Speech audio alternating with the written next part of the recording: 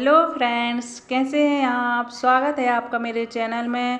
आज की क्लास में करेंगे प्रीवियस क्वेश्चन पेपर महिला सुपरवाइजर का। ये अपन जो है दो प्रैक्टिस सेट कर चुके हैं। ये जो है तीसरा प्रैक्टिस सेट मान सकते हैं, क्योंकि जो है उसमें एग्जाम में इसी तरह के क्वेश्चन पूछे जाएंगे। इसमें जो है पोषण और स्वास्थ्य के क्वेश्चन ही मैं करूँगी, क्योंकि प्रैक्टिस सेट अपन लोग इसी के लगा रहे हैं इसलिए। तो चलो आज की क्लास शुरू करते हैं।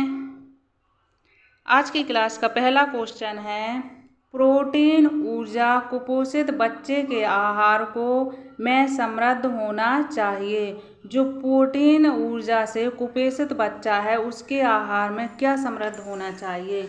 तो उसके आहार में प्रोटीन और कार्बोहाइड्रेट समृद्ध होना चाहिए। तो इसका आंसर होगा उपर्युक्त दोनों।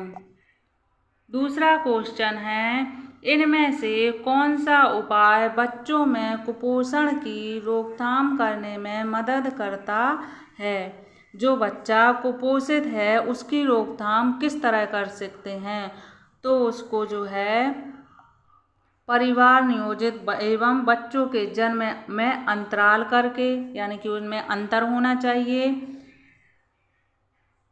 दूसरा है पोषण संबंधी शिक्षा, यानी कि पोषण संबंधी उसे ज्ञान होना चाहिए या उसमें शिक्षा इस प्रकार की होना चाहिए कि हमें किस तरह का पोषण या आहार लेना चाहिए।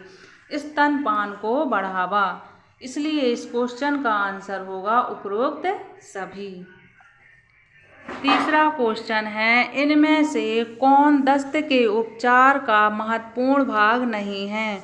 जो दस्त का उपचार है, जिस बच्चे को पैचेस हो रहे हैं उसका उपचार नहीं है। पहला है, यदि संभव हो तो निर्जलीकरण होने की रोकथाम करना। ये तो है। यदि निर्जलीकरण हो जाए तो उसका तेजी से उपचार करना। ये भी सही है। बच्चे का पेट भरना, ये भी सही है। लेकिन आहार में तेलीय और मसालेदार भोजन शामिल करना नहीं होगा, क्योंकि इससे जो है उसकी हालत और ख़राब होगी। तो इसका आंसर जो है चौथा होगा। क्वेश्चन नंबर चौथा है, इनमें से कौन प्रोटीन का समृद्ध स्रोत है। जो प्रोटीन का समृद्ध स्रोत है, जिसमें प्रोटीन भरपूर मात्रा में पाया जाता है, वो है सोयाबीन। जो सोयाबीन होता है उसमें भरपूर प्रोटीन पाया जाता है। विटामिन सी का समृद्ध स्रोत है। तो जो विटामिन सी है वो फल व सब्जियों में पाया जाता है।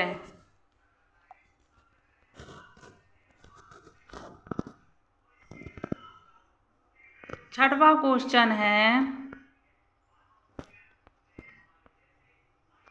ICMR 2010 के अनुसार निष्क्रिय पुरुष हेतु ऊर्जा आवश्यकता है।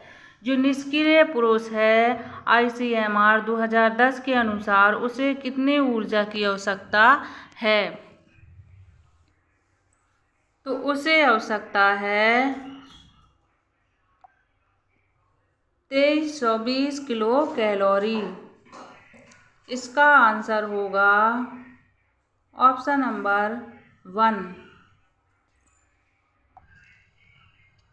इनमें से कौन प्रसव पूर्व देखभाल का एक लक्ष्य है।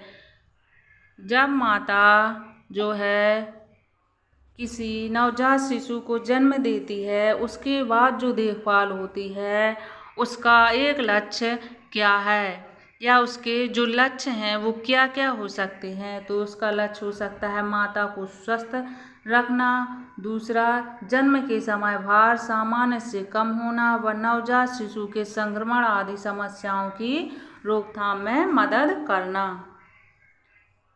सामान्य प्रसव करवाना।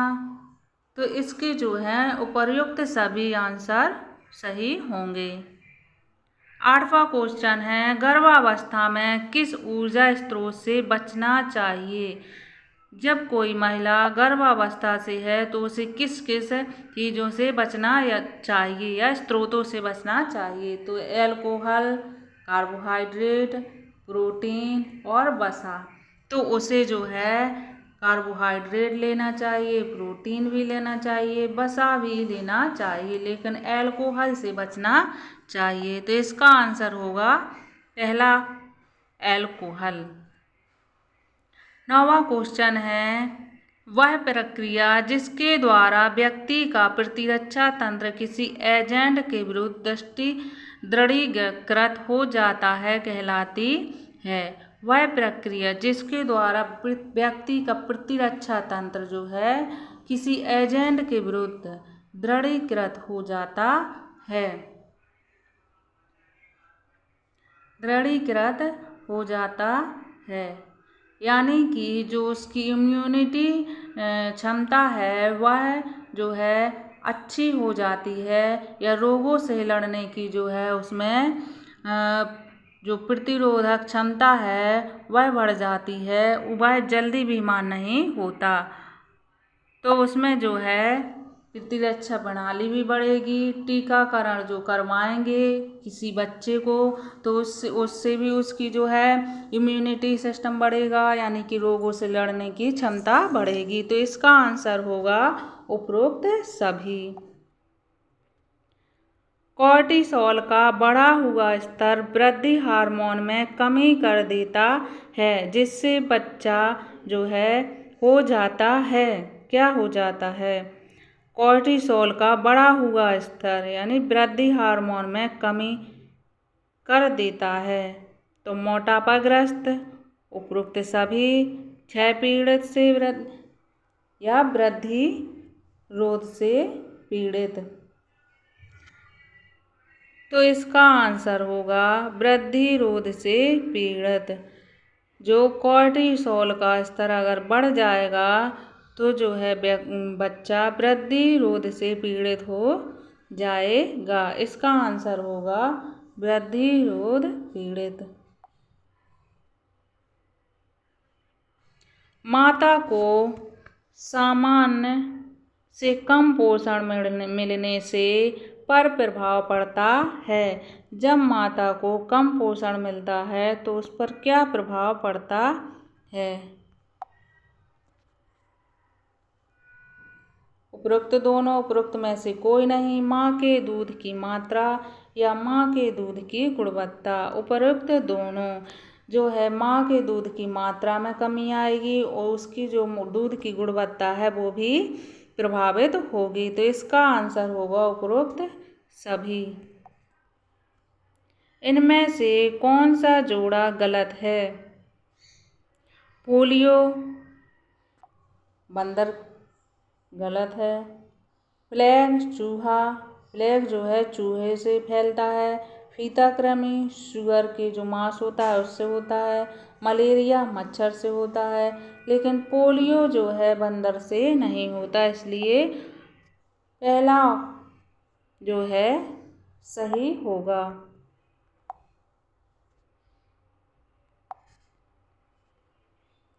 शरीर में प्रोटीन इनमें से कौन सा कार्य करते हैं। जो प्रोटीन है इनमें से कौन सा कार्य करते हैं। अम्ल क्षार संतुलन जिसमें प्रोटीन बफर का कार्य करते हैं। परिवहन लाइपोप्रोटीन और अन्य वाहक अणु। तीसरा है प्रतिरक्षा का कार्य जिसमें एंटीबॉडी जीवाणुओं और विषाणुओं से जुड़ जाती है, या उपयुक्त सभी। तो इसका आंसर होगा उपयुक्त सभी, क्योंकि अम्ल क्षार संतुलन जिसमें प्रोटीन बफर का कार्य करते हैं उसका संतुलन बनाए रखते हैं। परिवहन लाइपोप्रोटीन और अन्य वाहक अणु हैं जो उनका परिवहन है वो बनाए रखते हैं। और प्रतिरक्षा प्रणाली या कार्य जिसमें एंटीबॉडी जीवाणुओं और विषाणुओं से जुड़ जाती है वो भी जो है बनाए रखते हैं। इसलिए इसका आंसर होगा उपरोक्त सभी। 14वां क्वेश्चन है, इनमें से कौन एक संक्रामक रोग नहीं है जो संक्रमण के द्वारा नहीं फैलता? इनमें से कौन सा रोग है? इन्फ्लुएंजा संक्रमण से फैलता है और खसरा भी संक्रमण से फैलता है।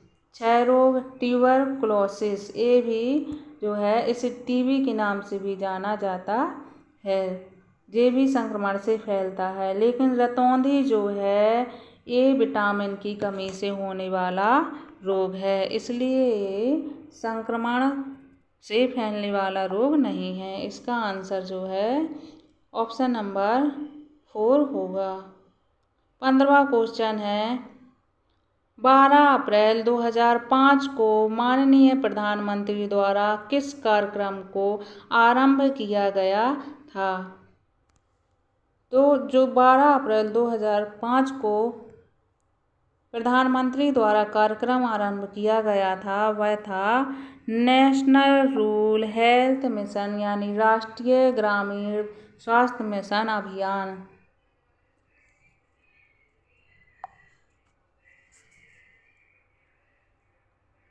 16वां क्वेश्चन है, डीपीटी वैक्सीन का उपयोग की रोकथाम के लिए नहीं किया जा सकता? जो डीपीटी वैक्सीन है उसका उपयोग किसकी रोकथाम के लिए नहीं किया जा सकता? डिप्थीरिया, काली खांसी, क्षय रोग या ट्यूबरकुलोसिस या टिटनेस? जो है डीपीटी है वो डिप्थीरिया की रोकथाम के लिए लगाया जाता है, काली खांसी की रोकथाम के लिए लगाया जाता है, टिटनेस की रोकथाम के लिए लगाया जाता है। लेकिन जो यह क्षय रोग है या टीबी है इसकी रोकथाम के लिए नहीं लगाया जाता। तो इसका आंसर होगा ऑप्शन नंबर 3, क्षय रोग या ट्यूबरकुलोसिस। 17वां क्वेश्चन है, ICMR 2010 के अनुसार नवजात शिशुओं 6 से 12 माह के लिए प्रतिदिन आवश्यक प्रोटीन की मात्रा है, यानी कि जो 6 से 12 माह का शिशु है उसके लिए प्रोटीन की मात्रा कितनी है 2010 के अनुसार ICMR रिपोर्ट के? तो उसकी मात्रा होगी 1.69 ग्राम किलोग्राम शरीर के भार के अनुसार, अर्थात जितना कि बच्चे का या शिशु का वजन है उसके अनुसार। विटामिन हैं, विटामिन क्या हैं? तो हम पढ़ चुके थे थ्योरी क्लास में कि विटामिन जो है कार्बनिक यौगिक हैं। शरीर में आयरन का 19वां क्वेश्चन है, शरीर में आयरन का उचित ढंग से उपयोग होने के लिए इनमें से कौन महत्वपूर्ण है? जो शरीर में आयरन का उचित ढंग से उपयोग होता है उसमें कौन सा जो तत्व है वो उपयोगी या महत्वपूर्ण है?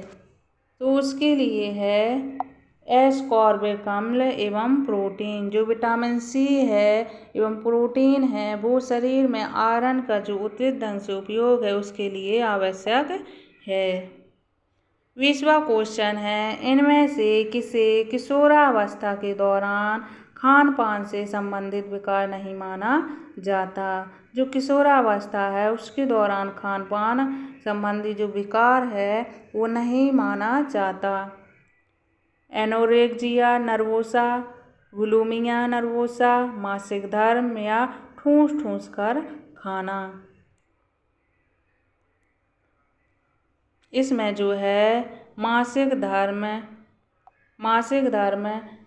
जो है खान पान से संबंधित विकार नहीं है, क्योंकि यह तो एक प्रक्रिया है जो कि उम्र के अनुसार होती है, ये कोई विकार नहीं है जो खान पान से संबंधित है।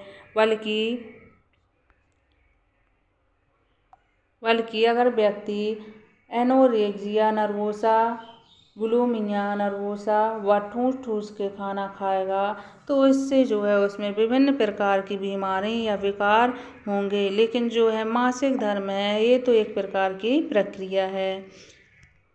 21वां क्वेश्चन है, राज्य सरकारों केंद्र शासित क्षेत्रों से ICDS योजना के माध्यम से लाभार्थियों को वर्ष में कितने दिन पूरक भोजन प्रदान करने का अनुरोध किया गया है। जो ICDS योजना है उसके माध्यम से जो लाभार्थी हैं उन्हें कितने दिन भोजन ये प्रदान करने का जो अनुरोध है, तो वो है 300 दिन। 22वां क्वेश्चन है, इनमें से किस रोग के उपचार में ओरल डिहाइड्रेशन सॉल्ट्स ORS घोल चिकित्सा का उपयोग नहीं किया जाता है। जो ORS घोल है उसका उपयोग नहीं किया जाता है, तो उसका उपयोग पैचिस के लिए किया जाता, पतले मल के लिए किया जाता, संग्रहणी दस्त के लिए किया जाता, लेकिन जो मधुमेह है उसके लिए नहीं किया जाता। 22वां क्वेश्चन है, टेटनस के बारे में इनमें से कौन सा कथन गलत है।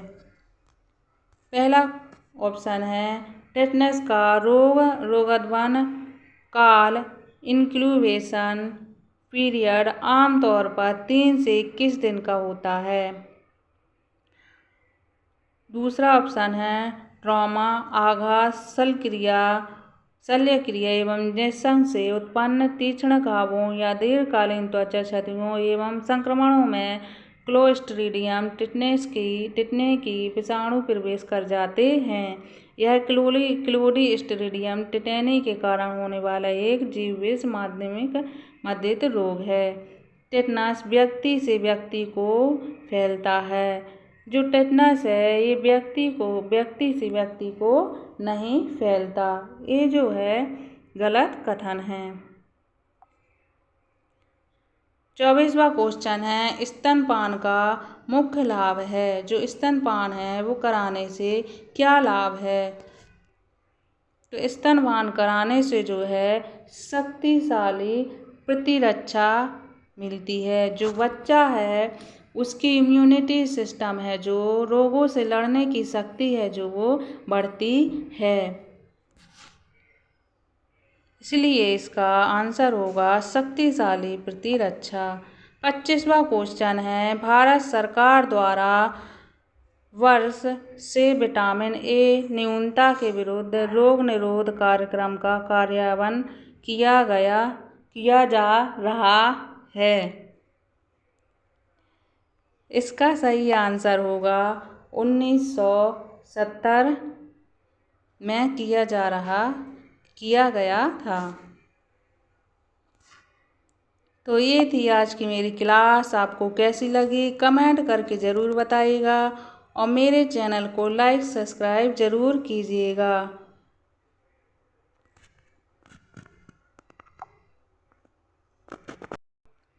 Thank you.